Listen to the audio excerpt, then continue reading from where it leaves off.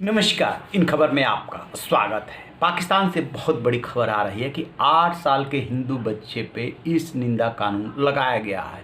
वो कानून जिसमें कि सजाए मौत हो सकती है।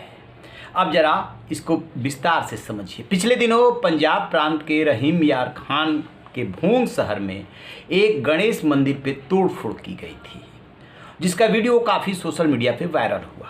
मामला सुप्रीम कोर्ट तक पहुंचा वहां के, और भारत सरकार ने पाकिस्तानी राजनयिक को बुला करके खरी खोटी सुनाई और कहा कि ऐसा नहीं होना चाहिए। इसके बाद सुप्रीम कोर्ट ने जब संज्ञान लिया तो तत्काल उसमें 20 लोगों की गिरफ्तारी भी हो गई। कार्रवाई की बात आगे चली। इमरान खान जो वहाँ के पीएम हैं, उन्होंने कहा कि सरकार अपने खर्चे पे मंदिर को बनवाएगी। अब आप सोच रहे होंगे कि इन दोनों घटनाओं का क्या रिश्ता है, 8 साल के हिंदू बच्चे का और मंदिर में तोड़फोड़ का।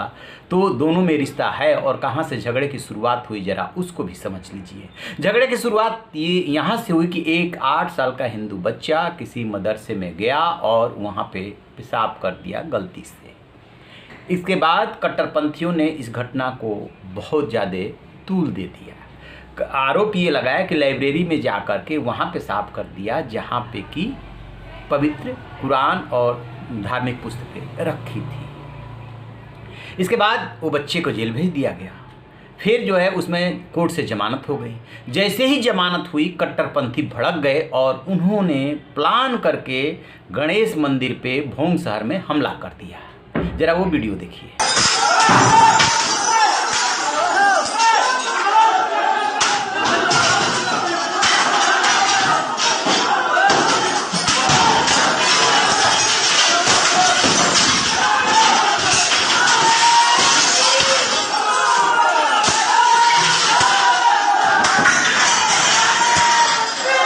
जैसा कि आपने वीडियो में देखा, हिंदू मंदिर में जम के तोड़फोड़ की गई। ऐसा लगा जैसे कि इसको लूटना है, कूटना है और किसी तरीके से इसको बर्बाद कर देना है। एकदम जुनून था भीड़ में। खैर, इसके बाद जब ये मामला सुप्रीम कोर्ट पहुंचा तो सुप्रीम कोर्ट ने डांट लगाई पुलिस अफसरों को। क्या हो रहा है ये तमाशा? पुलिस से पूछा गया तो पुलिस ने कहा कि हम तो उस इलाके में जो हिंदू परिवार है उसकी सुरक्षा में लगे हुए थे, मंदिर नहीं संभाल पाए। जब डांट पड़ी तो फिर कार्रवाई शुरू हुई, लेकिन सब कुछ वो दिखावे के लिए था। अब खबर ये आ रही है कि जिस बच्चे ने यूरिन किया था, जिसे कि अभी कायदे से न तो इस निंदा कानून के बारे में पता है न इर्स के बारे में पता है, उसके ऊपर वो कानून लागू किया जा रहा है जिसमें सजाए मौत का प्रोविजन है।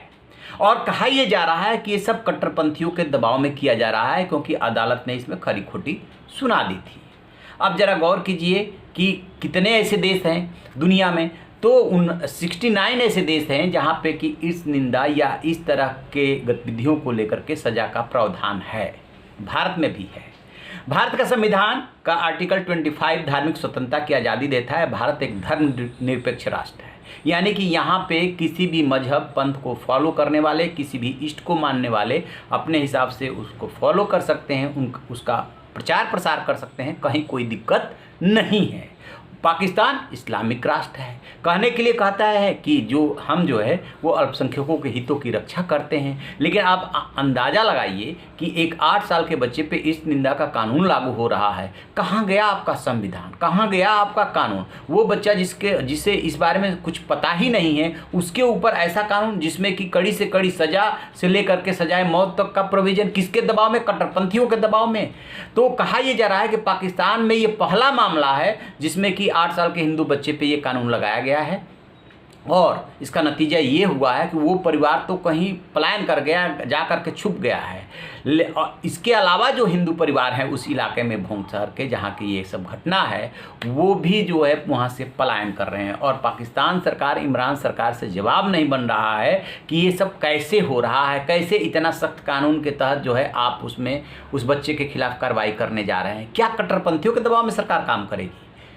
मतलब सुप्रीम कोर्ट के आदेश के बाद, किसी भी देश की सुप्रीम कोर्ट हो, चाहे भारत की हो, चाहे पाकिस्तान की हो या दुनिया के किसी भी अन्य देश की, यदि वहाँ से कोई आदेश होता है और उस आदेश का तो पालन जो है अनमने मन से किया जाता है, लेकिन 8 साल के बच्चे को इतने सख्त कानून के तहत मामला दर्ज करके और आप जो है चाहते हैं कि उसको सजाए मौत दे दी जाए, ये है पाकिस्तान का चाल चरित्र और चेहरा, जिस पे गौर करने की ज़रूरत है। बातें बनाने से काम नहीं चलेगा, उसमें कार्रवाई भी करनी होती है। पाकिस्तान के ऊपर दबाव है आतंकियों के खिलाफ कार्रवाई करने की, फंडिंग रोकने की।